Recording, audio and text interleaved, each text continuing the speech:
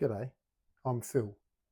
When people hear that I've started going to the gym, they sometimes picture someone trying to build big muscles or look like a bodybuilder. Honestly, that's never been my goal. At 53, after all the injuries I've had, my goal is much simpler than that. I just want to become stronger, healthier, and make everyday life a little easier. I started strength training while I was recovering from the injuries I talked about in an earlier video. After spending so much time unable to do very much, I lost a lot of muscle. I knew that if I wanted to rebuild my health, I needed to rebuild some of that strength as well. I'll admit, there were some nerves when I first walked back into the gym. Not because I'd never lifted weights before. I'd had some experience when I was younger and after previous injuries, but I knew I had to be careful. The last thing I wanted to do was undo all the progress I'd already made. These days, I pay much more attention to technique. Good form's always been important, but after a neck injury and shoulder problems, it's absolutely essential. I have to avoid lifting too much above shoulder height because of the bursitis and the rotator cuff injury and the damage to my neck. Instead, I use exercises that work the same muscles without putting unnecessary stress on those areas. At first, I wondered whether I'd still be able to make progress with those limitations. The good news is that I have. It might not look exactly like someone else's workout, but that's okay. It's working for me. One of the decisions I made early on was to train my whole body rather than focus on individual muscle groups.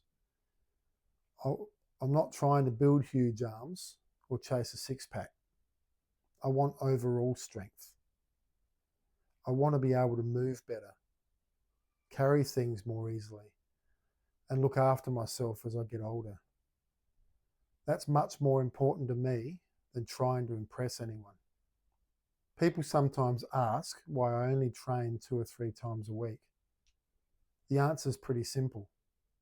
I'm not 25 anymore. I'm 53. As we get older, recovery becomes just as important as the workout itself. I've learned that I'm not going to make progress by pushing harder than my body can recover from. If I need an extra day before my next session, I take it. That isn't being lazy, that's listening to my body.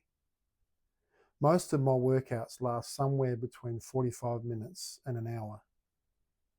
That's enough for me. I don't feel the need to spend hours in the gym.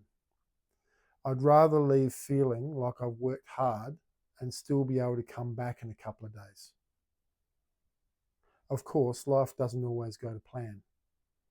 I've missed workouts. If we go away on holiday, I might not train for a couple of weeks. If I'm sick, or if I'm taking a bit longer to recover, I'll simply wait until I'm ready. When I come back, I might reduce the weights a little and build back up again. I've stopped thinking that missing a week means I've failed. The important thing is that I come back. So what sort of progress have I noticed?